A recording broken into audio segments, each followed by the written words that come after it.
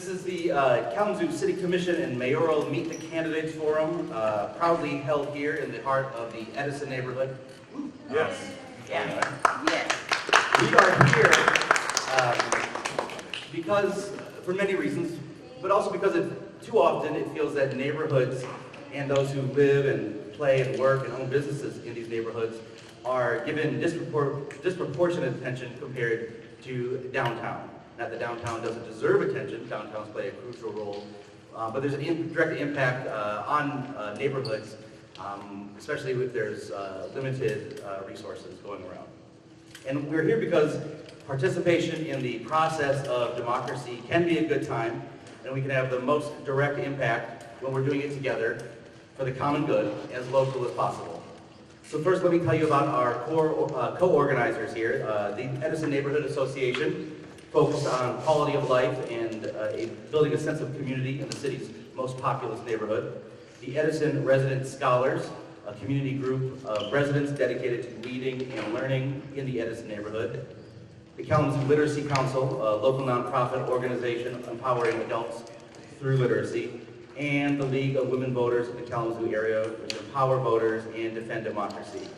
So thank you to all of my co-organizers. Information on the various tables, please, along with grabbing pizza, please get more involved and informed about what they are doing. A big thank you also to the staff here at St. Joseph's and all the volunteer support that make this happen. And of course, the reason we're all here, thanks to all of you for taking a little time out of your day to get to know the people who are on your ballot on November 4th on Election Day. My name is Ben Lando, and I'm with Now Kalamazoo. We're an independent, nonprofit community news outlet. You can find our stories and our community calendar and sign up to our daily newsletter, all for free at nowkalamazoo.org. And before we get started, let's check in about why we're here and how we can get the most out of it. Full transparency, Now Kalamazoo is biased. We don't like how elections have been turned into a fight to the death sporting event. And the winners and losers approach, we don't feel does us any good. The sound bites, insults, personal attacks, this shouldn't be what we rely on to decide who to vote for or who not to vote for. We editorially reject this zero-sum game approach. And that's what we do when we hold or co-host and support forums like this. And we feel it's only this way if we let it be. State and national politics is another thing, but we can do something about that here on the local level. So let's start from this one shared belief that everyone in this room is here because we want the best for our families and for the families of everybody else here in this room. I'm not running for that. These 10 neighbors of ours sitting with me are applying for an extremely low-paying second job that requires a lot of time and probably more hate than praise. Their ideas on policy and actions are because they think that those are the best for the community. And it's the same rationale for your decision at the ballot. So to help make this happen, we're here to bring awareness to some of the issues that will have the biggest impact. We want you to leave here with an understanding of how these candidates understand the issues and what they would advocate for if they were to be elected. And then you can make your ballot decision based on that enlightened self-interest, and we can keep improving upon that every 2 years. We aren't playing a game, we're not rooting for a team, we're not rooting against a team. Instead, we're participating in this process where people put forth ideas, together we choose which ones get a chance to make a difference. We received a lot of requested topics from our audience and through the Edison Neighborhood Association and our partners, including changing zoning ordinance to create policy change and environmental solutions and change to the city charter, protecting undocumented immigrants, ensuring health care for all, protecting the community against bad development, and on. We got a lot of requests. And of those, we chose 5 priority questions. You all should have those. We also have copies of those questions over there at one of these booths over there, leave it at the Edison neighborhood, the Resident Scholars table. So you can follow along and make notes for yourself. This morning we sent those questions to the candidates as well. Why? Because we want you to have the best information. Some candidates are more experienced than others, some have more expertise in some areas than others, or might be better at researching and verbalizing a policy than to do it off the cuff. So they get a chance to make sure that they're prepared and to be held accountable, to held to account if they are elected. And you get to sit back and afterwards ask yourself, do I feel like they got to the root cause of the issue? Do I think that their proposed solution or policy or action will make the most difference? Did they answer the question? And then you've got a whole lot closer to making the best choice for your ballot.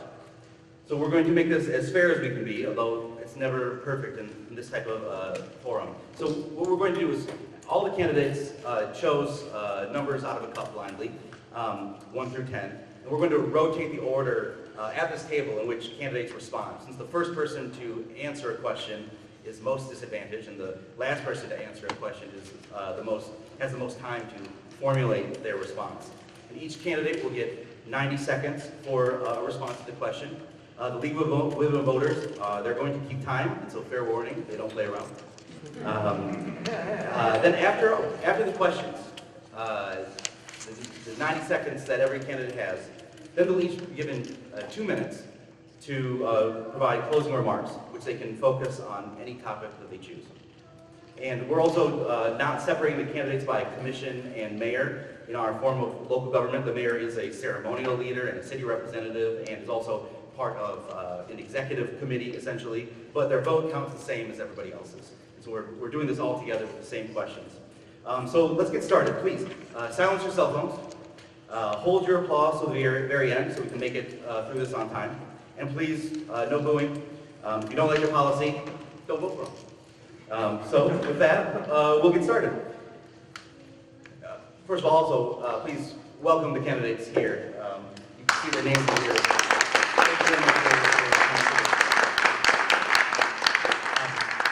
So we'll get started. Are we ready? Good. Starting over on this end. Approximately 13% of adults 18 and up, that's 25,000 adults in Kalamazoo, struggle to read. What role or actions do you feel the city can take to support literacy in our community? Check. Yeah, hello, my name is Solomon Carpenter. I'm a candidate for office this year. I'm also the first candidate to want to pay the kids to go to school through the Kalamazoo Promise. But let me chime back into the question. Literacy has to be fed, I believe, and it will usually come from the student not becoming a literate student. So we can focus on getting the literacy rates up for the high schools, the junior highs, and elementaries. I think that'll shut down the continuous feeding of that statistic. And then as far as the adults, if the city could possibly maybe set up some type of scholarships or reward or incentivize, maybe get together with the employers in the community and see if we can put packages together or something to incentivize the adults to maybe go back to school, because a literate parent will create a literate child as well. So it does have some importance with me. That's pretty much about it. Thank you. Hello, I'm Keisha Dickerson. I'm also running for City Commission for Kalamazoo.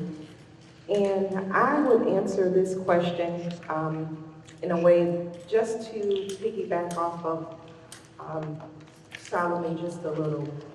Literacy Kalamazoo is very important.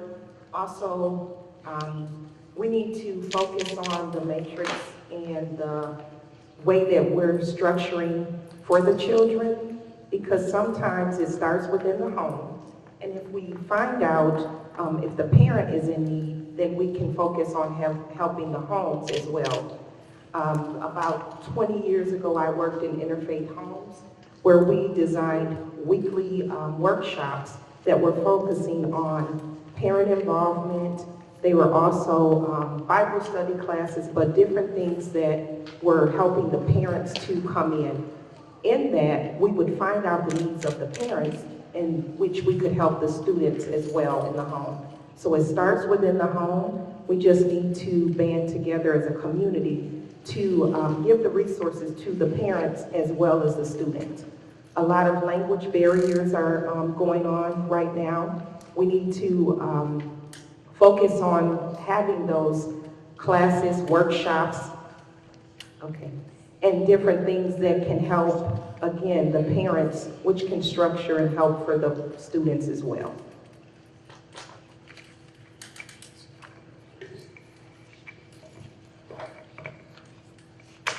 Hello, everyone. My name is Chris Glasser, and I'm one of the candidates for mayor. So, we have organizations in the city already, like the Literacy Council and Read and Write Kalamazoo. They're kind of the pros at this, so I think the city should do everything that they can to support them and uplift them and let them do what they do best. I think another role is to address the stigma related to that, because if you're an adult and you struggle with reading or writing, you might not be willing to admit it. And so what I would tell you is what I tell a lot of people, a lot of my clients is, I don't care about where you are right now. Where do you want to be, and what steps will you take to get there? Because people are in difficult situations. I've had clients who are in very bad spots, but if they're doing X, Y, and Z to improve their lives, improve their family lives, that's what matters. So tell people that it's okay if you're struggling with reading and writing. We have organizations that are out there that will support you and that will help you make your life better.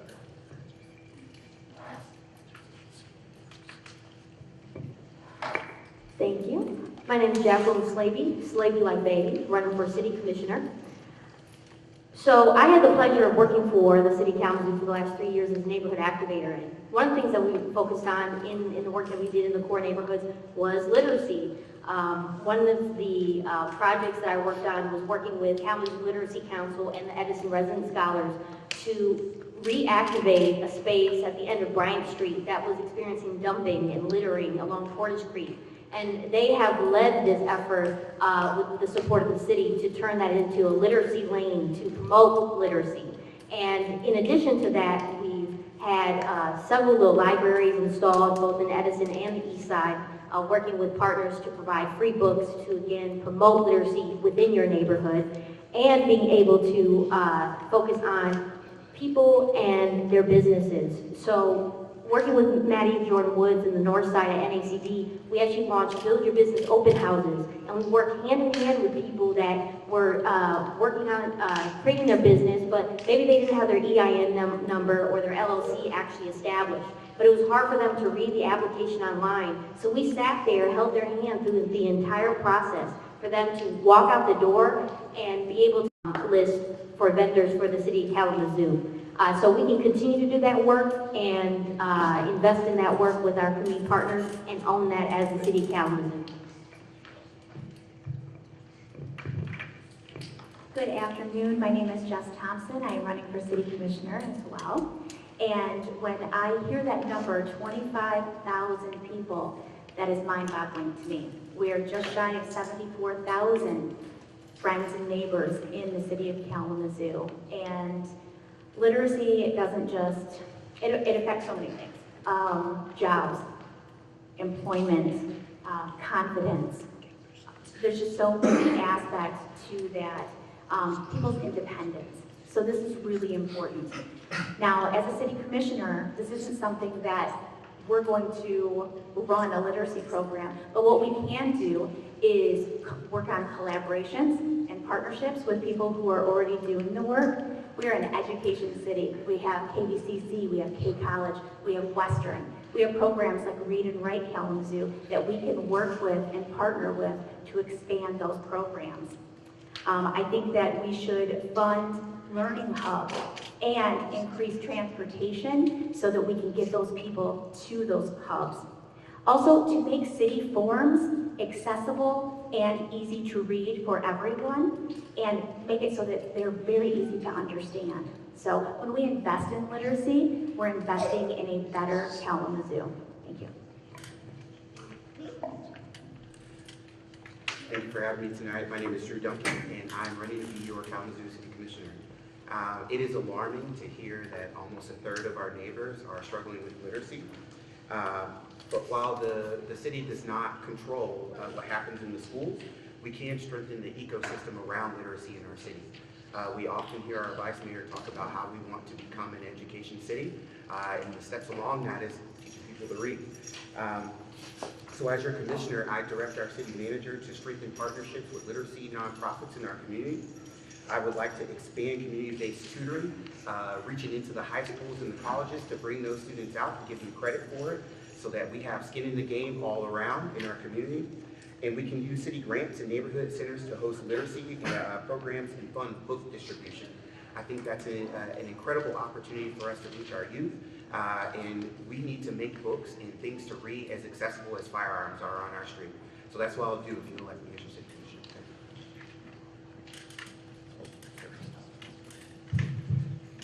Good afternoon, everyone. Thank you for having me. My name is Stephanie Kaufman, and I currently serve as one of the city commissioners, so I'm proud to be here. When I think about the literacy rate for adults within our community, it goes back to, we have wonderful programs already. How are we as a city investing more funding into ensuring that capacity is there for us to get the work done with our partners who are doing this work? And how are we investing in a way that parents are not embarrassed to come forward? Like, that's very important. Could we also create a program where we can do individual tutoring within the home if the parent is up for that? Sometimes it's very hard for an adult to show the weakness, and I don't want to say weakness, but the deficient things that we deal with. So funding is critical. We at the city have the ability through the FFE, and we can make those things happen in a way that will improve the lives of not only the children, but also the parents. This also goes to shared prosperity. When we talk about shared prosperity within our communities, that means the parents as well, and not just our youth.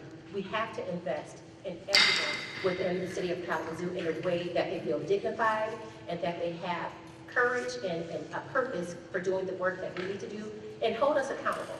There are things that the city can do that will hold us accountable. Is my time up? Oh, okay.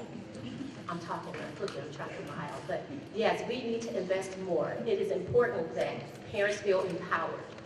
Thank you.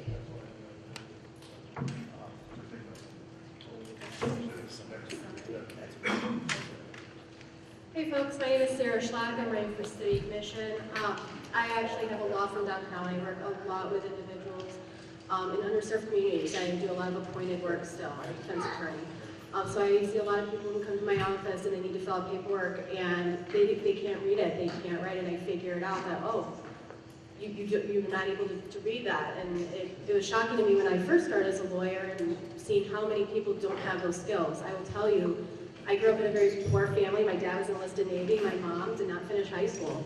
But they very much pushed me when I was very young to be an avid reader, and that is a huge reason of why I'm able to be a first-generation college grad and why I went on and pursued my doctorate degree, is because of the reading and having access to books at public libraries. So I am a huge supporter of public libraries, supporting them, giving the resources they need, making sure that they can expand their services. They're a great first place to start. Two is a lot of what my fellow people up here are saying is supporting the programs that are already in place, figuring out what barriers they're seeing in the community. The best people to tell us how to move forward and improve things are the ones doing the work that are waist deep in it. So I'm a big supporter of supporting those individuals, helping to expand what they can do, figuring out their barriers and how we can remove them or help in that. So partnering, collaborating, making sure we're adequately funding those programs. I echo the same sentiment. Literacy is huge. It opens doors. It allows you to function in day-to-day functions of community. And a lot of our problems in our community stem from people being disconnected. So this is one of the first steps, making sure people are connected together. Thank you. Thank you. My name is David Anderson. I have the honor of being mayor now in the city of Kalamazoo. And I want to thank Edison Neighborhood, St. Joe, now Kalamazoo for putting this together, and all the candidates for showing up. Thank you. So I'm just going to start out with a math question first. There are about 52,000 adults in that age bracket. In the city of Kalamazoo, 13% is a little under 7,000. So I don't think that 25,000 number is right for the city. I think that's probably Kalamazoo County, not the city of Kalamazoo. This is not a primary function of city government, necessarily, educating. So how does the city respond in that space? I would say two ways. One, supporting the great nonprofits in town that do that work, like Read Write Kalamazoo, like Literacy Council. Those individuals that have nonprofits that are in the city of Kalamazoo don't pay property taxes. That is a direct way that we support those nonprofits. In addition, there's opportunities for funding for those nonprofits. Most of our work, I would say, is directly on the prevention side. We gave $1 million to the Boys and Girls Club. We support robust youth programs. We support efforts with young people engaging in the summer and out-of-school programs to make sure that as young people grow to adults, they will indeed have the literacy skills they need in Kalamazoo. So my name is Bernard Urban. I'm running for City Council. One of the things that I personally have had customers that come to my repair facility that can't understand what's written on their repair order. I had no idea previously, until recently, there are tons and tons of programs that are specifically targeted for adults that can't read and for kids that don't have the greatest reading comprehension. I don't ever hear anything on the radio. I don't see anything on TV. Maybe if we had more advertisements, some of these adults, some of these kids would feel less concerned or be more willing to go to these different locations. Kalamazoo literacy is amazing. What I was reading up on them is just phenomenal. The library even has reading programs. But I don't feel like we're marketing or we're letting the families and the kids know that these are available to them. When I was a kid, we had Book It. Maybe if the city set up something with some of the local businesses and asked for donations, we could do something similar to Book It. Book It was, if you were a kid, you read a book, and you could tell what the book was about, you would get rewards, and you'd get stars to go to Pizza Hut or to go to different locations. Maybe we find something like that for the kids to get them more actively involved in reading. And that's just, literacy is so incredibly important nowadays, and the fact that even if it's 25,000 people in the whole county, that's an absurd amount of numbers, amount of people that can't make sense. Thank you. The next question, we're going to start next with, who's next? You're up next. To start the answers. The question is about support for entrepreneurs and small businesses. Many entrepreneurs and small businesses express concern that city support for economic development is slanted toward big business, or moneyed interests, and downtown. What do you believe to be the biggest obstacle for core neighborhoods, entrepreneurs, and small businesses, and what policies or actions would you propose to remove those obstacles? Thank you for that. Keisha Dickinson here. As being a small business owner myself of my own home health staffing agency, I have run into the obstacles of having lack of funding. Capital startup costs has been a struggle for me within the past years. Being able to sustain and being up against larger staffing agencies in the area, manpower and those types of staffing agencies has been an obstacle for me. One thing that I think that we can do as city commissioners to help with that is to find grants and low interest rates loans that are specifically geared towards small businesses. This will help us. I believe Huntington has a small business loan that they have that's geared particularly to the small business owners that are startups, and developing more of those. Also, to make sure that the permits and things that we have in place are specifically geared towards helping those small businesses in the area would also help us in that. And just to stay connected, make sure that we are not forgetting about the mom and pop types of businesses, and we are focusing our efforts on helping them when they're up against the large businesses.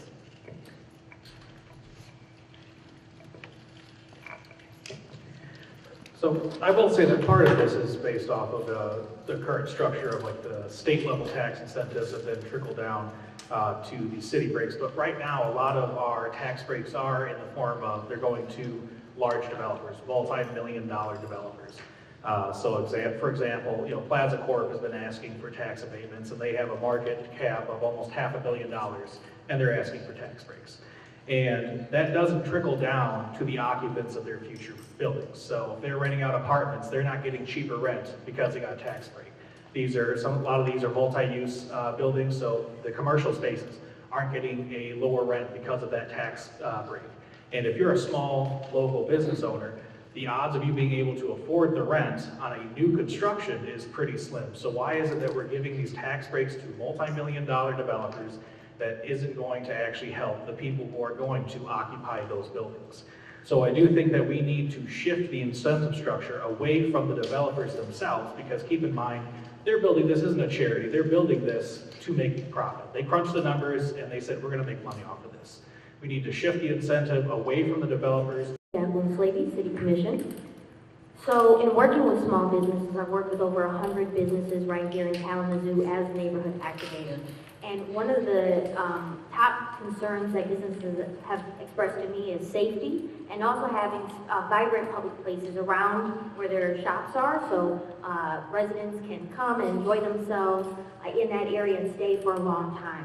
So work that we were doing on the Edison corridor is understanding, as an extension to downtown, how can we ensure people feel safe and can enjoy themselves walking along Porter Street to be able to check out all the wonderful things Edison has to offer, especially in Washington Square.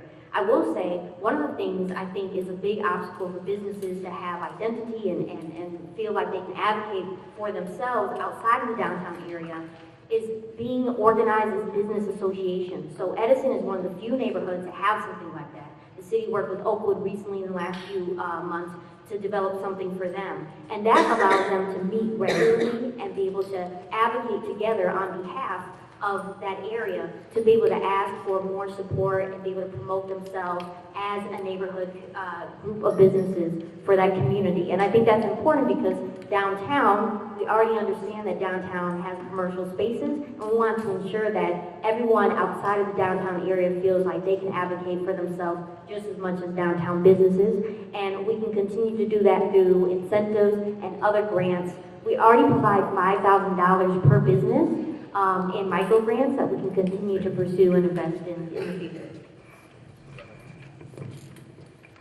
Hello, Jess Thompson with City Commission. So small business is the heartbeat of our city and all of our neighborhoods. I love to see, I have a small business in downtown, but what I love to see is going into the neighborhoods and seeing the small business corridors that people have there. I live in the Vine neighborhood, and that's one of my favorite things is to walk around our little shop area that we have. I would say one of the biggest frustrations that small business owners have is funding. And I think that we need clarity in city processes as well. When you're first starting off with a business or you're maybe a few years in, finding out those processes can be really complicated. So we need to simplify that. As I said, I'm a small business owner. I own the Joyful Shop, which is Michigan's first zero waste and refill shop. It's a very eco-friendly store. I'm also the Downtown Kalamazoo Collective Coordinator, so I work with all of the businesses and restaurants and other places in downtown. So I know all of the struggles that these places have. I think that we should have a small business liaison person at the city, whether that's one person or a team that is able to help people in all of our neighborhoods to navigate the processes. Expand upon the micro grants that are already available and continue that. Also, collaboration, working together with our partners, Can Do Kalamazoo, and working with the Chamber, always very important. Thank you. Thank you, everyone. Drew Duncan for City Commission. So uniquely, I have both perspectives on this. The small business side, because I'm on the board of Can Do Kalamazoo, and large business, because I'm the Business Solutions Coordinator for Kalamazoo County at Michigan Works. So overwhelmingly, what we hear from our small businesses are zoning hurdles. We talk about limited access to capital, so everybody's talking about money, money, money. It's hard for me to grow, it's hard for me to develop if those funds are not available. And city processes designed for big projects that don't fit small projects. And when you talk to large companies, they say that the design for big projects takes too long. So we've got to cut down the red tape, we've got to cut down the minutia of doing business in municipal government. We can't have businesses thinking that they're going to meet the wall of municipal government lurch if they come here and open a business. But also, I'm a firm believer that our next striker, our next Pfizer, is not something that we're going to spend $10 million downtown and attract. I think that business is right here at home, and the city should be searching far and wide to see who we can fund with startup money, grants, etc., loans, to lift that business up and become the next Stryker or Pfizer. I think that's also important to us because businesses that start here have skin in the game. They hire us, they hire your kids, they hire the next generation of people who live in our city. So that's what I want to do as your city commissioner.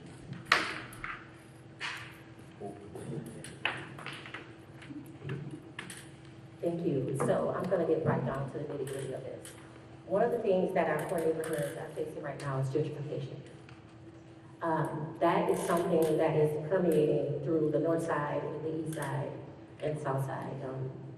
Our small businesses will not have an opportunity to even get a chance to build a business within our core neighborhoods. If we as a city don't begin to address that, it is economically safe for developers to come into the core neighborhoods to build because property taxes and the property values are lower. We have to address that. We need to put a stamp and a stop on the investors who want to go into our core neighborhoods and really take a look at what the neighbors are saying, what our residents are saying. What does the neighborhood want? And trust that they know what they want and need in their communities. We have done a lot at the city to advance some of our zoning work to make work and live zones. We've done that. We're continuing to do that. And we have to stop allowing big investors to come into our communities, our core neighborhoods especially, and take over those properties. There's something we can do differently. We can remove some of the barriers. That's something that we hear all the time when you're going to do a development. The barriers, the whole process from the beginning to the end. We can streamline a lot of that at the city, and that will start with us with this new 56 commission. I believe we are going to do great things with that. So thank you. Hey folks, can you hear me okay? Yeah. Okay. So I have a small business right down here in downtown. It's about 3 years old. I will tell you, it is brutal as a business owner trying to survive when you're wearing so many hats. I agree with, again, what a lot of people are saying. I think we need to cut down on the red tape. That can be very frustrating, especially if you're a 1-2-man shop trying to make this work. Having a million different things that you have to be in compliance with can be overwhelming. And complying with those things takes a lot of money.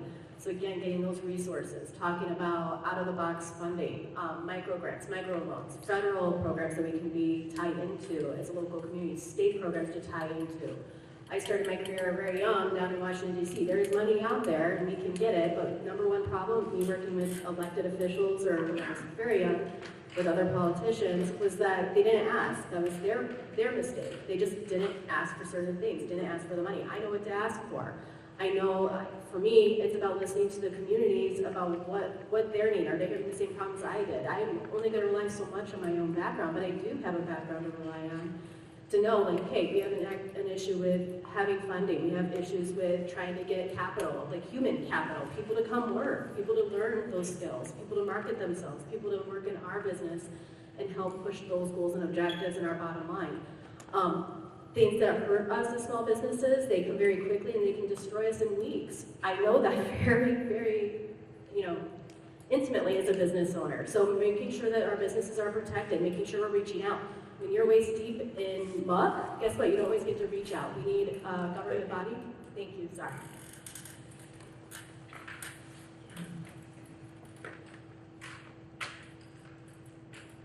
Thank you. So this is a great question. And here's the unfortunate fact. Tax incentive programs are created at the state level. We have no control over that at the local level. So when you look at incentive programs, yes, incentive programs are oriented towards large development. We cannot choose to change that. So we are working with a toolkit that is given to us by the state on the incentive side. Not much choice around all that. So what can the city do reflective of that? What the city can do is invest our own funds to help contractors, and we do that. For example, training for people that are doing work around people's homes and want to become contractors. We do that kind of training.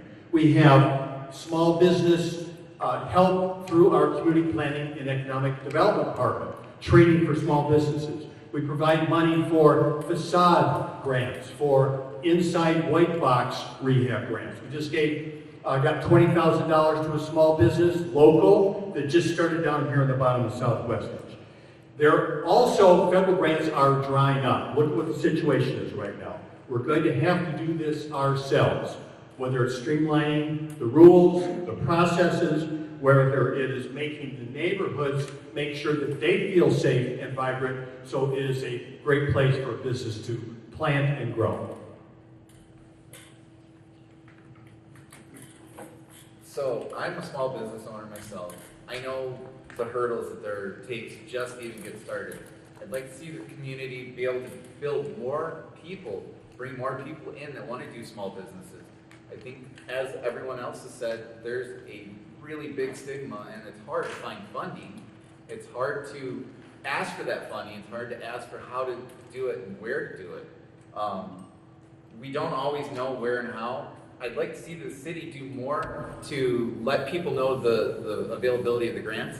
I'd like to see the city do more to help train people and get them motivated to take the leap. It is very scary starting a business. And it, as Sarah said, it can be really devastating in short time. I'd like to see more training programs for blue collar workers. We are lacking so many blue collar workers, but I'm also not seeing a lot of programs out there that are incentivizing or trying to teach these kids. We have so many kids out there that have no idea what they have or could be doing. Instead, they're running around doing dumb things, gang banging, getting in fights, because they don't think there's a future. If we gave them the opportunity to say, hey, you could start your own small business, you could grow this into something more. But for that to happen, we need to let them know that those opportunities are there. We need to go out there and actually engage with them.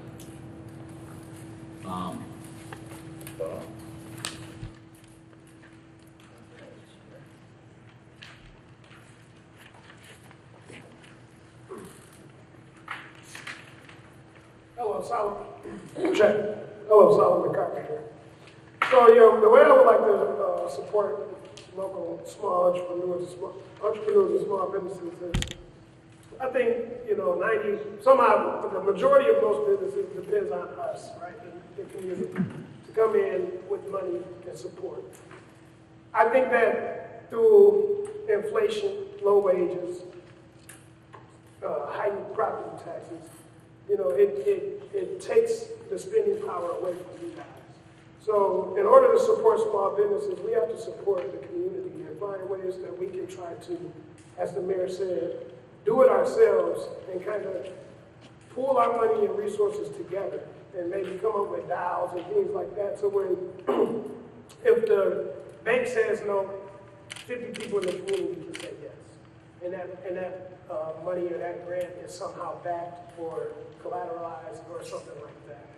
I think that the biggest thing is, a lot of money leaves the community through dispensaries, liquor stores, gas.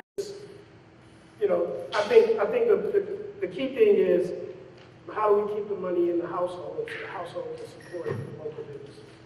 So I would actually like to start there. And I am a small business owner and out of time. Thank you. The next third question is about housing.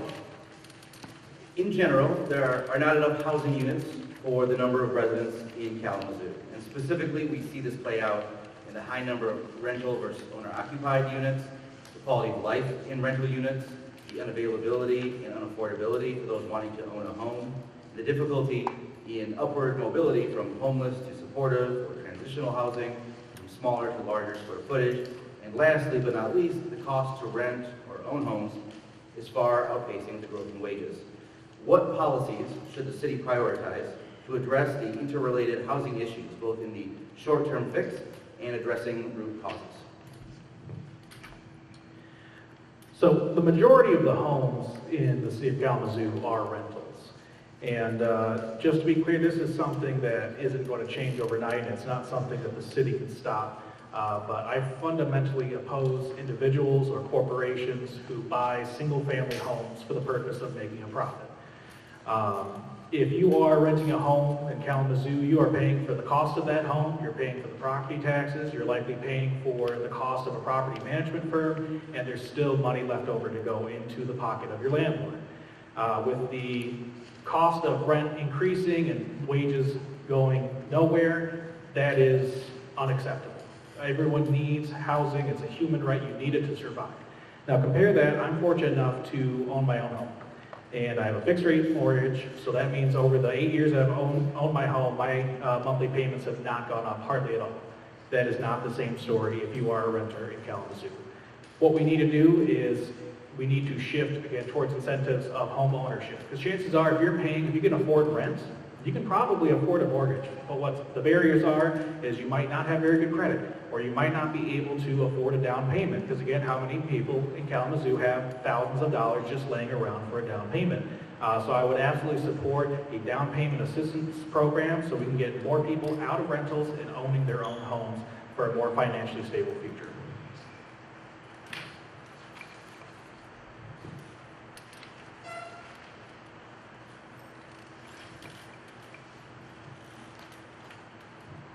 So first and foremost, I think one of the things that we're missing when it comes to leadership for the City Commission is measurable benchmarks.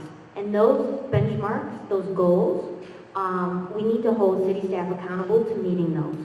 So when we think about homelessness and being able to create pathways into permanent housing, right now, neither the county or the city actually has measurable goals to be able to measure, to track the progress that we've made on any of our strategies. Best practices is on average, someone finding themselves unhoused should be able to get into permanent housing within 45 days. Does anyone in the crowd know how many days it takes for someone to get into permanent housing in Kalamazoo? Nope, I don't either, because we don't track it. So how can we figure out what the best solutions are, what's working, what's not working, what can we improve on in the process if we don't even have something that we're working towards? Within 45 days, the best practice is less than 5% of those people that are permanently housed return back to homelessness in 2 years. Does anyone know what our percentage of return rate is? Again, no one does. So we have to start saying, hey, county and city, within our master plan, within our strategic vision, these are the goals that we want to be able to make progress on, and these are the measurable outcomes that we want to see. And if we don't meet them, then we're going to have consequences, and we're going to sit down with city staff to understand how we can improve our processes to actually make better outcomes for everyone involved. Whether you're homeless, whether you're 30% AMI, or someone just coming to the city trying to figure out where to move, because we have over 60% renters in the city of Kalamazoo. Jess Thompson, City Commission, again. Housing is an urgent issue. We need to have short-term fixes and long-term strategies. Holy cow. We need to expand rental repair. We need to incentivize safe, affordable rentals. And we need to reuse our vacant buildings. I'm encouraged to see that we have 2 new brownfields that were just approved, and those will be for housing. Long term, we need to have first-time home buyer programs, increase those, and make it accessible and available to more people. We need to work on zoning for more diverse housing types. I am also encouraged to see that the Kalamazoo County, the program that they are working on to bring the city involved and all of the programs that are already in place to help our unhoused neighbors, that has started up. I was at a meeting a few weeks ago, and it's very encouraging to see that. So hopefully we will have those benchmarks to be able to look at. I was a single mom with 5 kids, so when we're talking about housing and making it affordable, I definitely understand the struggles that people face, and I don't want to have anyone have the struggles that I have had. Thank you. Drew Duncan for City Commission. One of the things that we need to touch on is getting creative about housing. But I think that overall, one of the things that I've touched on a lot through this campaign is the city needs a housing trust. The housing trust will allow us to address first-time home buyers programs. The housing trust will allow us to address rental assistance programs. The housing trust will allow us to create a first-time home buyers fund, right? I also think that we need to strengthen our relationships with nonprofits in Kalamazoo, like Edison Initiative, that goes into some of our worst neighborhoods takes a house that needs rehabilitation, finds a family that typically could not go purchase a home, and they put them in that.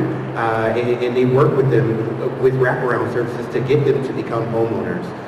So with the trust, with strengthening our partnerships and looking at this with a sense of urgency around how we look at zoning, how we're looking at ADUs, additional dwelling units, and mixed income housing, near transit and jobs. I think that, with a multi-pronged attack, that's how we can really start making, cutting off fat off of this giant well that is our housing issue. But also, as we talk about housing, we need to talk about those who are unhoused right now. So we need the stopgaps, warming centers, again, making sure that the funding for the landing place is approved and pushes forward. So I want everybody in Kalamazoo, whether you are a homeowner or homeless, to feel like this is a place that loves you and there's a place for you. Thank you. Thank you. So our housing crisis right now is so multifaceted. There is no one answer to solve what we are going through. Not only in Kalamazoo, we are not unique. This is something that is happening around the country. And the truth of the matter is that the federal government disinvested in housing decades ago. And that helped get us to where we are today. Now, what can we do in Kalamazoo? One, we have to recognize that the people that we are seeing within our community right now, many are coming from other communities because Kalamazoo in the Southwest Michigan region is the most resourced community. We have to acknowledge that, which is a blessing for us. And sometimes that is also a curse because now we're seeing an influx of people coming in. We already have a housing shortage. And that's at every level. That's just not affordable housing. That is market rate housing as well. And so we have to take a concerted effort, make a concerted effort to really address and talk about those things. What we can do in the long term is begin having those regional conversations and that the Southwest region can put a lot of pressure upon the state to do something different, to reinvest and invest even more, not only in our cities that are resource rich, but also in our rural areas as well. We have a housing crisis in our outlying areas as well, so it's not just a city issue. It is a community, it's a county-wide issue, a statewide issue, and a federal issue. What we have to understand is the federal government is not going to help us again. We in Kalamazoo have the resources to handle this for ourselves. Housing and homelessness is a man-made crisis, and we can solve it. Hey folks, Sarah Schlag again. So I do think we need to address our unhoused issue. We need to get people into homes. That makes it a better community for all of us, and it also helps those individuals. It helps the issues that we're having with blight or these petty crimes like trespassing or littering and trash issues.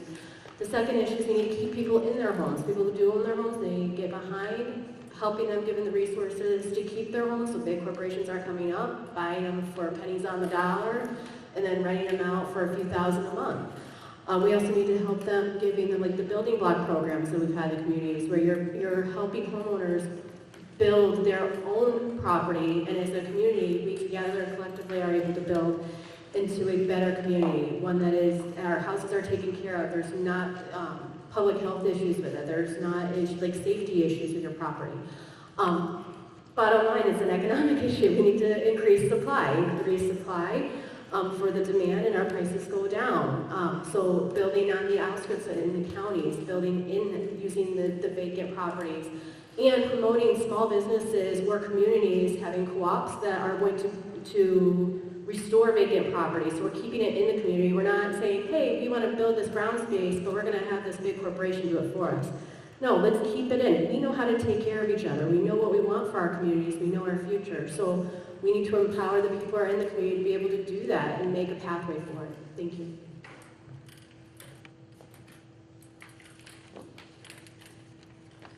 As with our first two questions on education and small business, now with housing, the city is not a direct operator in any of those areas. The city doesn't create housing itself. So what can the city do? Well, first of all, addressing zoning, as was discussed. We've already taken care of that with huge zoning changes in Kalamazoo, allowing more density in single-family neighborhoods, allowing ADUs, and allowing houses to be built on smaller lot sizes. Up to a few years ago, 80% of our vacant lots in Kalamazoo could not have a new house built on them because they didn't meet current requirements. Here's a quick list of things we can do and things we have done. We've invested $33 million over the last few years in housing, including $500,000 last year for the Heads and Beds programs. $1.5 million this year into the new family shelter the county's opening. $1.5 million into RX for Kids program, giving families more income so they can afford housing. $1.25 to the land bank for rental rehab. Pilot and additional $1.2 million for the YWCA new project for people dealing with domestic violence. Another $1 million for the Kalamazoo Recovery Housing Project. The FFE, which we passed 10 years ago, which reduces housing burden by reducing city taxes, having pre-approved housing plans, partnering with Land Bank and KNHS to subsidize new homes to the tune of $75,000 per home. There's bigger fixes, and one of the biggest ones is making sure neighborhoods are safe in Kalamazoo. Approved for rental is difficult. I'd like to see some of that streamlined. We've got a lot of empty vacant buildings that the city owns, that the people in the neighborhoods own. They're just sitting there dilapidated. Why don't we go through and make some sort of program to help revitalize those locations, community-based? For some of the homeless, we have an extreme homeless population. I know over by my business, for over a year, we had a whole camp of them that were coming in and had nowhere to go. There was multiple people that died from the cold. We need to find better programs to help fix them. Why can't we take one of the city's empty buildings that are sitting vacant, maybe try and renovate it, give temporary housing with training? If we train people, they are getting a step up. Some of the people may not have the ability. Maybe they need, drug resource treatment. Maybe we set that up where if they've got housing, they do 4 hours community service or 4 hours of training, but they're also getting drug rehab. A lot of our homeless are on drugs. They have lack of education. They have lack of skills.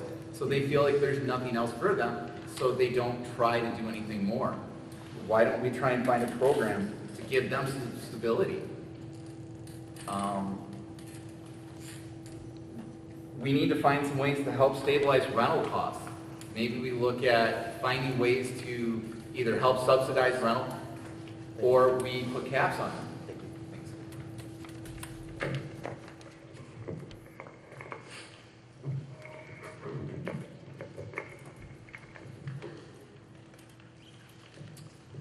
Solomon Carpenter here. So the way I would address the housing issue is, I think again it starts, at the property tax level and getting an audit done there just to make sure that everything is, increased or if it should be decreased based on school bonds and appraisal values and things of that nature, right? Because we see property go up, 2-3 times over without the same in repairs. So that's kind of a puzzling math equation. But I think rent caps are important. And in today's, today there's so much technology and applications that, programs and things can be set up to where we can incentivize sellers to sell into certain programs that will only allow certain residents in Kalamazoo County or certain things. So we don't have to worry about the tyranny of an out-of-state landlord spiking rent because his rent in California is too much, right? Or things of that nature. I think that housing is a human right, and necessity. So, the sooner we can get a hold of, I think, the property taxes, which affect every single thing we do and touch, I think we need to start there. Keisha Dickerson. Housing is near and dear to my heart. I grew up in the 70s and 80s in Muskegon. Found myself homeless a lot with my mother, who suffered from drug addiction.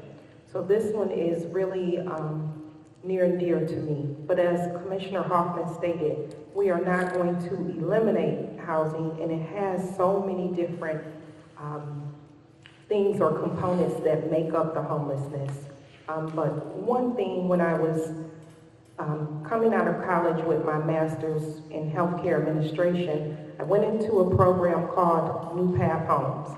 That program was designed to give me proper credit repair, Also resources to different banks that would give low interest loans for me. And I was in that program for a year with my down payment for my first home. If we could just get more of those programs, maybe link with the banks. Commissioner Hess, Hoffman, Prado, and our mayor, they have experience in the housing area. So working together with them to design something that's more feasible for us to do would be something of a new path home to make sure that our residents are getting proper educated information about housing. You would be, well, no, you wouldn't. Oh, sorry.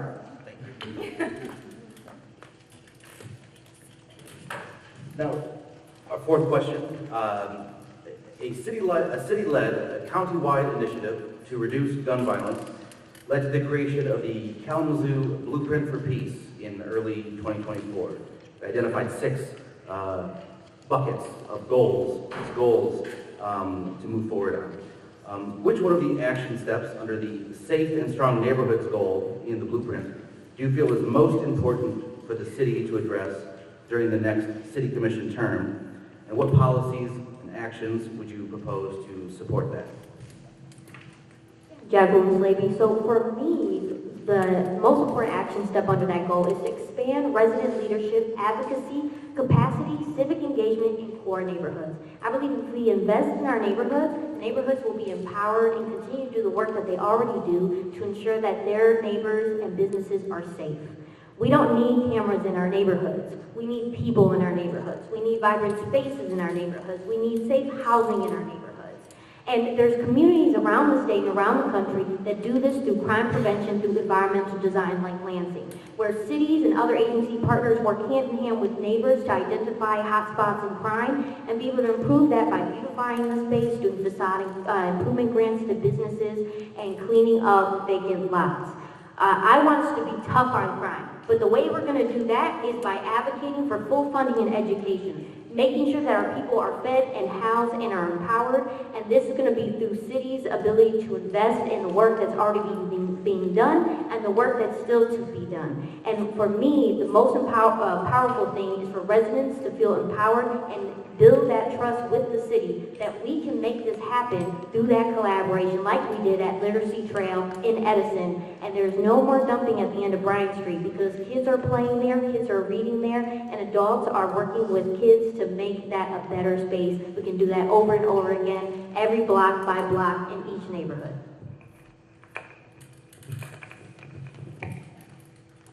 Jess Thompson for City Commission. I feel that the most important focus that we should have is on neighborhood prevention. We need to support the local organizations that are already out there doing the work. They already exist, they're doing it, and we as city commissioners need to partner and collaborate with them to increase the work that they are doing. We need to expand on youth mentorship. We need to improve the infrastructure that we have, lighting, walkability, green spaces that make people feel safe. I do a lot of events for the city, big and small, and I know that events and shared spaces build connection. Connection builds safety. It makes people feel that they're a part of our community. We need to fund prevention and neighborhood groups and not just our crisis response. So just bringing people together, focusing on the groups that we already have, and building up all of the people in our neighborhoods so that they all feel safe, they all feel welcome, and that they know that they belong. Drew Duncan, for City Commission. One of the things that we talk about crime, but really when people worry about crime in our city, they're talking about violent crime. They're worried about, am I going to get shot if I leave my home? So I think the city has taken pretty good steps in funding violence prevention, GVI. I think that's wonderful. I think we can increase that funding. However, when you look across the country, we know that brotherhood fellowship programs can decrease gun violence by 88% in a community. We've seen that be highly successful. As a gun violence survivor, I think it's incredible that we create and promote mentorship programs. Those things are already happening, but turbocharge those things. As our youth withdraw and they begin to live their lives online, having people that are closer to their age or how we connect to them becomes more and more important. We're losing our young men. Our young men are becoming very violent, and so we've got to get a handle around that. The strongest thing that I want to touch on is strengthening community-based violence prevention. I think having someone coming into areas where there is high levels of violence and saying, hey, I'm like you, and this is a way, this is the pathway to peace. This is a different way for you to live your life. I think that's incredibly important. We move and we change when we see things that look, sound, and feel like us in our city. Thank you. In full disclosure, I was part of the team that helped create the Blueprint for Peace, so I'm gonna put that out there. And that goal number 5 was my baby. And so I just want to put that out there. But what's really important for me right now is us increasing access to safe, stable, and secure housing.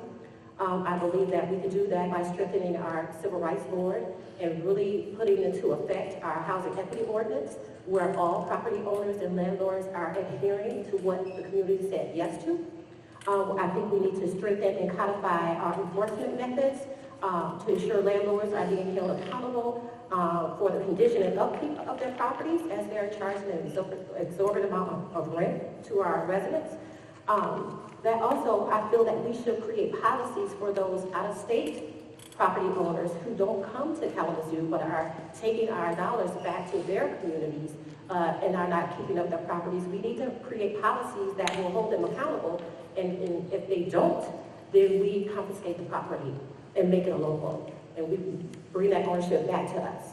Those are the things, that's how we can start creating safe, stable, and secure housing with us owning our properties within the city of Kalamazoo, strengthening our code enforcement, ensuring that our staff we have the capacity to do the improvements and to do the inspections that are so very needed within our community. Those are things that I would like to see done and that we will do.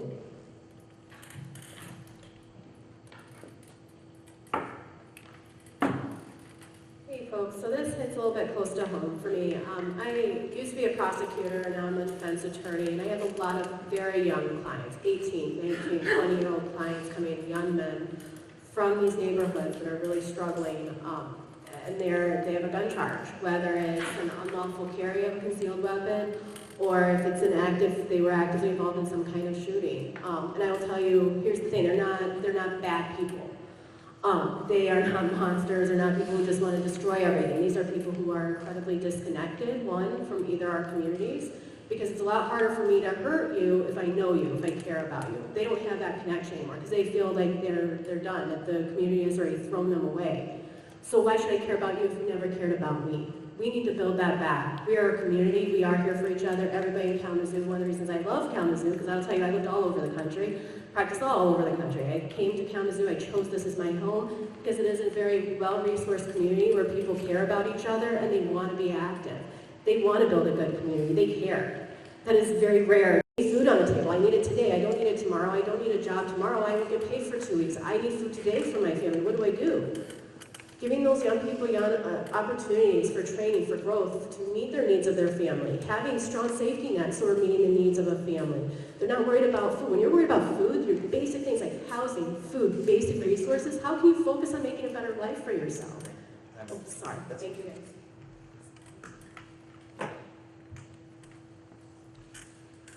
So I had the privilege of being able to be in the room before the blueprint was written. And that was, we noticed in our faces the horrible crisis of gun violence in Kalamazoo.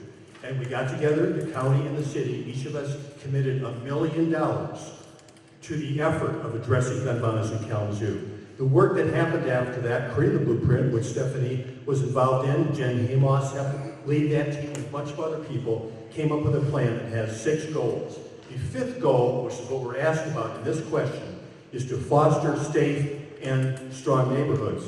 There are 4 action plans under that 5th goal. One is create safe and accessible community spaces. City is working in that space with parks. A lot of additional money has gone into improving our park system in Kalamazoo. Improved community policing relationships, next action step. The city has stepped up, created a community engagement team, reworked all their policies and procedures so that police can be perceived as partners with neighbors and not people that are there to enforce. Third action step, resident leadership, collective action.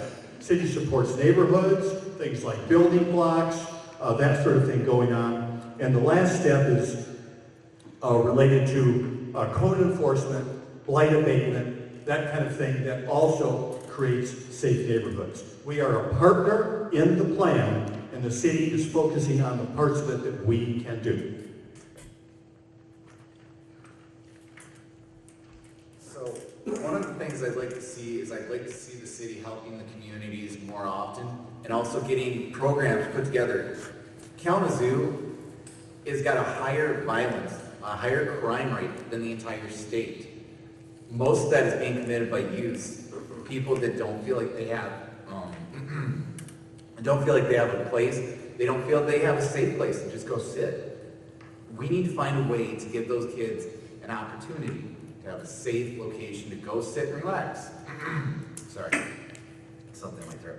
And if we found a way to get the kids more involved, show them opportunities that they don't currently think they have, that's going to help reduce our violence. A lot of these kids just need to feel safe. They need to feel like they're heard. I'd like to see the community go do more to get the kids involved at schools. A lot of the kids are at schools, they're fearful of each other because we're not involving with them. We're not, getting them involved with the local businesses. Let's get them involved with all the businesses so they can have a training, so they can learn and not feel like the fastest way to get money or to be able to get where they feel like they have food or housing is by doing these crimes or doing drugs, selling drugs. If we start giving them opportunities to learn that they can do something other and have a safe place, that's going to help us all out.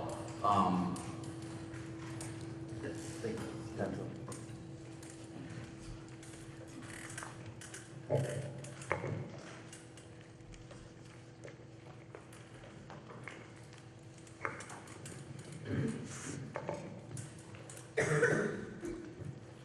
Whoa. So, Solomon Carpenter.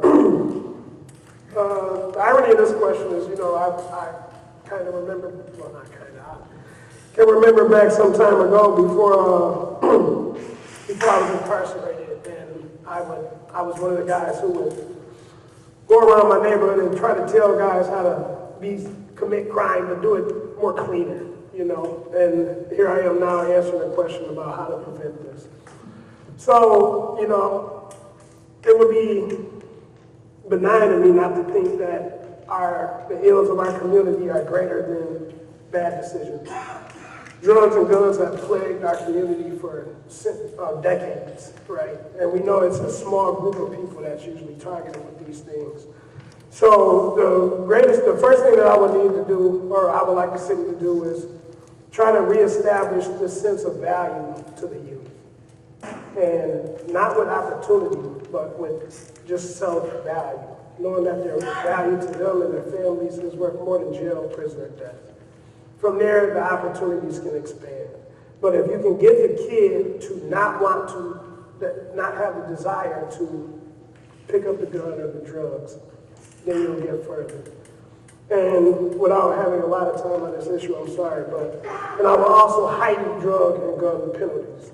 So that would be a major thing for illegal gun and drug possession. You would get a nice sentence. So thank you. Hello, Keisha Dickerson again, running for City Commissioner. Number 2 on the blueprint spoke about integration with social services and the CVI, Community Violence Intervention Program, that you can take at KBCC. If we would do, back in my day, in the 70s and 80s, we had assemblies that the police officers came into the schools, spoke to us about violence, how to prevent it, how to prevent bullying. That is something that we don't see very often anymore. It was also a time that parents were allowed to come in and things were sent home that we focused on. The police are our safe spot. I feel that we've gotten away from that, and as a commissioner would like to revisit those things. As Solomon said, we need to make our youth feel comfortable with the police that we have done in the past, making sure that we work with law enforcement, not against them.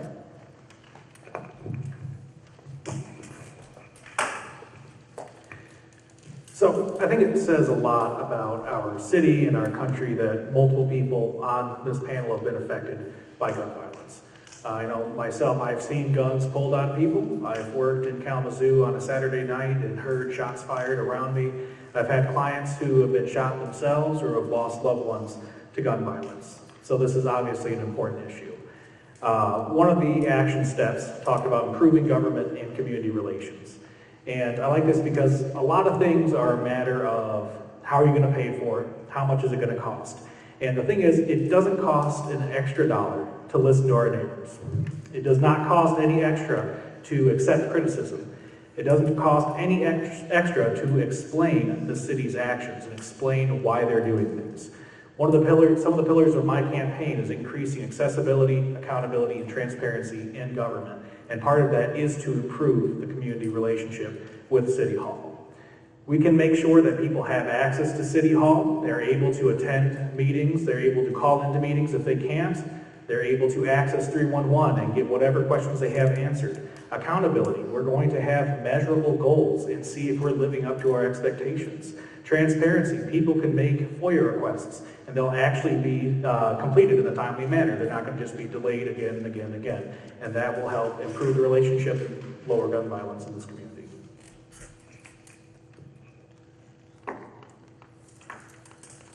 Thank you. I appreciate everyone's taking the time to put together thoughtful answers and sticking with the time as well. This has been great. We're going to move now to closing remarks in the interest of time. So each candidate will have 2 minutes to talk about whatever topics, whether it's something we discussed and they want to dig deeper into, or anything else related to the priorities for their campaign. We'll start with Well, I would like to share a little bit about who I am because I see a lot of new faces today. So my name is Jess Thompson. I am honored to be running for City Commission. I have lived here since 1991 when I came to Kalamazoo Dakota College, and I never left. I have raised 5 children, the majority of their lives as a single mom, and I own a small business in downtown Kalamazoo. Currently, I serve as the executive director of the DDA and DEGA boards, which work directly with the City Commission already. I am the chairperson of the Marketing and Events Committee for the City of Kalamazoo. I'm a member of the Green and Clean Committee as well. I host a podcast with Jack FM, which uplifts restaurants, retailers, and other businesses for Kalamazoo, and I would like to see that expanded upon to all of our neighborhoods as well. I am running because I see a Kalamazoo where every person, no matter who you are, where you come from, what you look like, feels supported and seen and inspired. I want everyone to feel that you belong here. My campaign pillars are community first, sustainable solutions, and inclusive economic growth.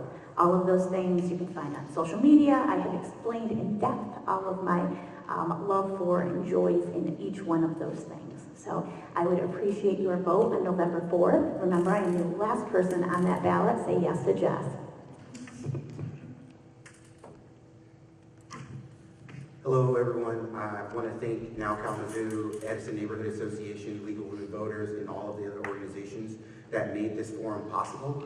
I think civic engagement is incredibly important, especially as we are looking at big changes coming to our city. A new city manager, we're going to see a big shift in the city commission. We've got an arena coming in, we've got bike lanes that nobody likes. But I'm running to be your city commission because as I have not been born here, but I had the privilege and opportunity to move here.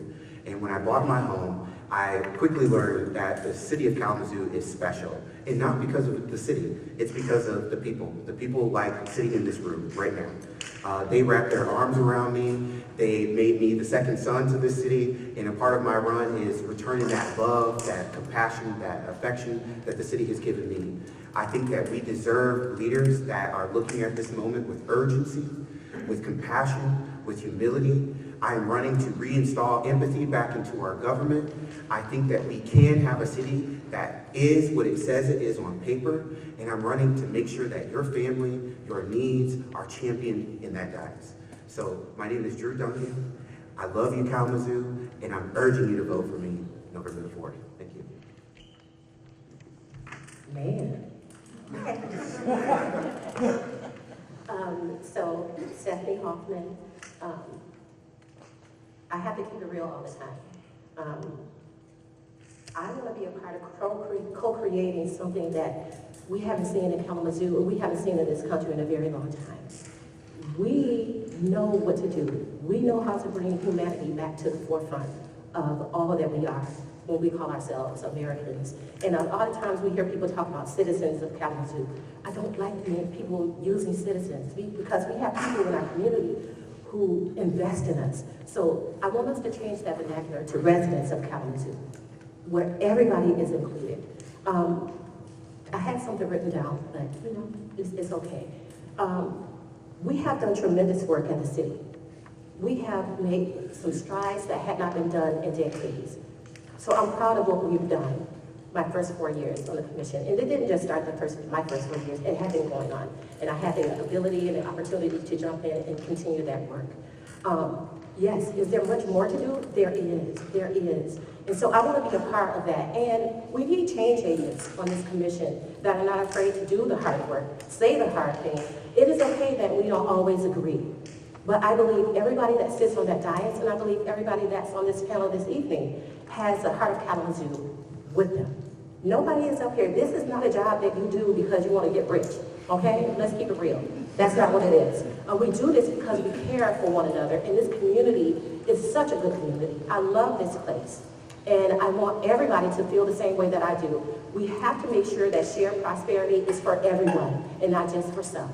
Shared prosperity, that's what we talk about. Imagine Kalamazoo. Imagine a Kalamazoo where everybody feels loved, that they're thriving and not just surviving. We can do that at the city of Kalamazoo. And this commission, this next commission, whomever gets on it, I believe we are going to make that happen. You see, I said whomever, and we are going to make that happen. Thank you. Good evening, folks. Sarah Schlock again. I'm running for Kalamazoo City Commission. I would love your vote. But here's the deal, I'm not going away if you don't vote for me or I don't get it, okay? I'm still going to be doing the work. That's who I am. I am running because I feel like there is a disconnect between a lot of our government, the people who are telling us what we need to do and creating this red tape and creating obstacles, maybe, not intentional, maybe intentional, but there's a disconnect there. And I'm not a talking head. I'm not, one of those people. I am one of those people where I want to go in elbow deep and do the work. That's what I do. It's what I know how to do in the workforce. So that is what I intend to do if you do elect me as your city commission. And if you don't, I'm going to keep working in my community to do the things that I'm doing, raising money for nonprofits, supporting other small businesses, supporting large businesses when they're doing good in our community and they're contributing, and I see them doing good programs, because we need everybody together, the big business, small business, the nonprofits, individual citizens, our residents, everybody. We are a community, and that is why I chose Kalamazoo. I tell people all the time, I wasn't lucky enough to be born here, but I was smart enough to choose it as my home. After everything I've seen across the country, the level of community here is just amazing. And I will tell you that I would not have been able to start my business without this community giving me the support and a safety net to start it up and supporting me through those tough times. So I have a huge heart for Kalamazoo. It's where I choose to be, it's where I want to be. I'm incredibly grateful for this community. The things that I care about most and my priorities would be about, again, drawing to resources and connection with the small businesses in our communities, building that so there's opportunity, and also addressing things like the crime. And that's kind of in my wheelhouse, so that's a little bit of a cheater, but I'm a former prosecutor, I'm a current defense attorney. Understanding and addressing those issues is in my wheelhouse, so why not use my wheelhouse to address one of the biggest issues we have, which is the high violence rate in our community. Thank you. Thank you, everyone, for taking some time this afternoon to get together to talk about important things. And I want to redirect us just for a moment. We had 4 very important questions, critical questions, but interestingly enough, often we don't talk about the things that the city actually is responsible for and only responsible for, and most of these questions are things that we have to do in partnership with other folks. So what is the city directly responsible for? Water and sewer, streets, fire response, public safety. Great, wonderful strides that we should be proud about making there. We are leading the nation in removing our lead service lines in Kalamazoo. That's something no one else is going to do for us. We're doing that. We're leading the nation when it comes to reducing effluent that comes in terms of hydrogen sulfide. We've made millions of dollars of investments reducing hydrogen sulfide by 89% adjacent to our wastewater treatment plant. Those are things we don't talk about all the time. City budget is going to be increased because the state budget is going to give us more road funding. We need to take care of our roads here in the city. They're a mess. What do I bring? History of participation. I've been involved in this community for decades, 15 years as president of the West Douglas Neighborhood Association, founder and member of the Public Housing Commission. I have experience and expertise. I have a temperament that is for bringing people together. I am not going to I'm not going to call people names. I'm going to work with folks. This is a team-based project. Mayor, commission, everyone's got one vote. And I'm driven by a desire to live in a community where all have an opportunity to thrive. That's what drives me in the past. That's what drives me now. Looking forward to a new commission, doing great work together.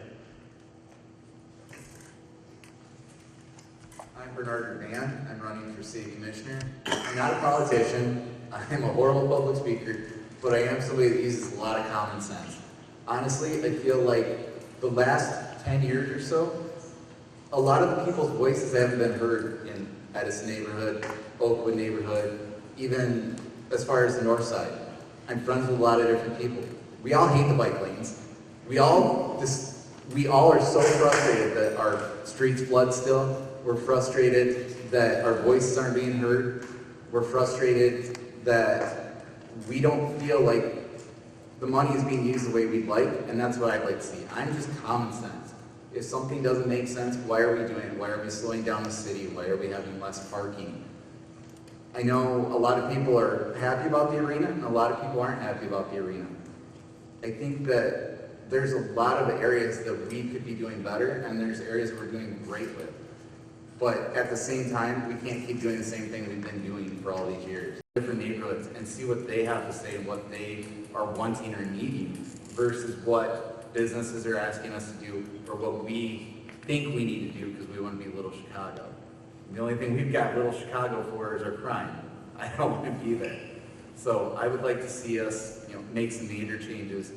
I'd like to see the city be more welcoming to building more businesses and to also engaging with the communities a little bit more and hearing more voices from people that don't necessarily have the funds and the income. And that's kind of where I stand.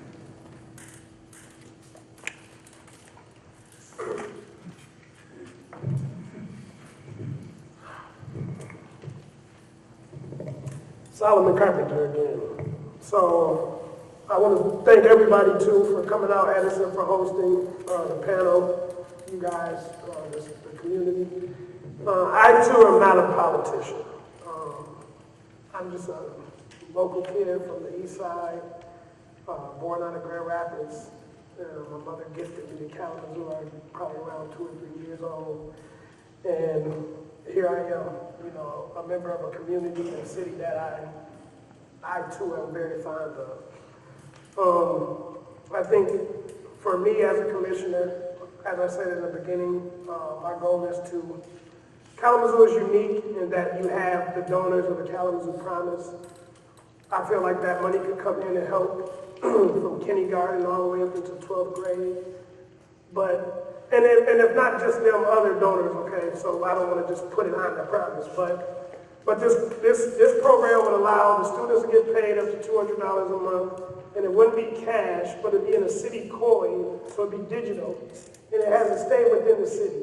So only be spent at local businesses, your local Walmarts, your local Myers. The money can't be misappropriated, can't be took to the dispensaries, the corner stores, and places like that that won't help and nurture the kid on his way to a college education. I feel like the Kalamazoo Promise has been used somewhat as a carrot to draw in, but none of the, I mean, because think if we use some of that money to eliminate the guns and drugs, right? You know, as opposed to sending it off until the child is 18. But as a commissioner, I would like to address that along with other things, from property tax to impounds to home ownerships and restoring the hospitals. So Borges and Bronson are looked at as the same, and you know, things of that nature. So the name is Solomon Carpenter. Please vote for me. Thank you. Hello, everyone. Keisha Dickinson once again. Vote for her. My pillars are housing, environment, and redevelopment on November 4th. I am a resident of Kalamazoo for 32 years. I have raised my 3 children here, my 3 Ps. They are all graduates of KPS. Went on to college to receive their degrees. And my daughter is currently in med school. My oldest son is a teacher for KRESA, and my youngest son is involved in business. So Kalamazoo, this is my home. You are my family. When I look at each one of you, I don't just see a constituent, I see a family member. I love this community and have for years. I guess that's why I never left. And I know that there are things that we can do to help one another. We need to build on community and to make sure that Kalamazoo County is a place that others strive to come to. The Kalamazoo Promise is something that many neighborhoods have come to duplicate, and so that stands for something, as well as those individuals coming here because they know we have the resources if they're homeless. So I am the woman that wears many hats.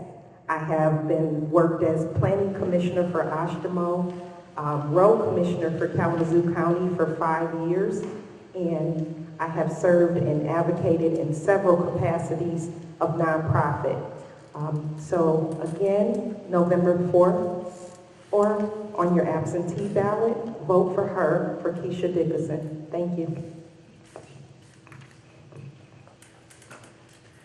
Hello, everyone. Chris Glasser, and I'm running to be your next mayor. Now, I'm going to take a lucky guess and say that everyone in this room is going to vote. So my ask for you is to talk to your neighbors, talk to your family, talk to your friends, and encourage them to vote as well. Because I believe that the more that people participate, the more that we are going to have a government that represents the will of the people. The other day I talked to a young man on the phone, and he admitted to me that he wasn't sure if he was going to vote this year. And I told him that it is just as much your right to not vote as it is to vote, and I respect that, but I do encourage that you vote. A vote will not guarantee change, but not voting will guarantee that things stay the same. I'm running because I know that change is possible, but not without your help. We are stronger when we work together. Thank you. I guess I'm going to close this thing out. My name is Jacqueline Slaby, and I'm running for City Commission. As your neighborhood activator for the last 3 years, I worked with all 22 neighborhoods to organize, develop plans, and implement the projects that were most important to you outlined in those plans. And we were able to successfully implement over 60 projects that you prioritized right here on your block. And that allowed us to help restore trust and get things done. And I think that makes me a unique candidate that brings a powerful perspective that knows City Hall inside and out and can ask the tough questions because I've been able to do that in my hometown in Battle Creek when I served 6 years as the youngest trustee on the Battle Creek Public School Board. After 6 years of doing that hard work, I led the successful passage of a $44.8 million bond for our middle school transformation. And then I was asked to take a look at this neighborhood activator role in the city of Kalamazoo, and I'm so glad I did, because I've been able to call Kalamazoo home as a proud Bayou resident for the last 3 years. And for me, what's so interesting is knowing that holding elected office, there's only so many things that we can do, but those things are very powerful. We can certainly serve as proud advocates of this community to ensure that you are heard with all of the things that you want to see invested in and your concerns addressed. I want to make sure Kalamazoo is the easiest place for you to move to, start up, and plug in. And the way we're going to do that is to build a culture of accountability, innovation, and safety. And through the work that I've been doing to build a coalition, to show the work that we can get done over the last 3 years, people have come behind me and put their name on it. Like endorsements from City Commissioner Don Cooney, and Kiana Decker, and Alonzo Wilson, County Commissioner John Taylor, former State Rep Dave Matern, Kalamazoo Township Supervisor David Combs. I got the backing of those that support the working families the most, the unions. Teamsters Local 406, IPW Local 131, and everybody else. Appreciate it. Well, I really want to thank everybody, starting with the 10 people here with me on the panel. Please give a round of applause for deciding to run for office.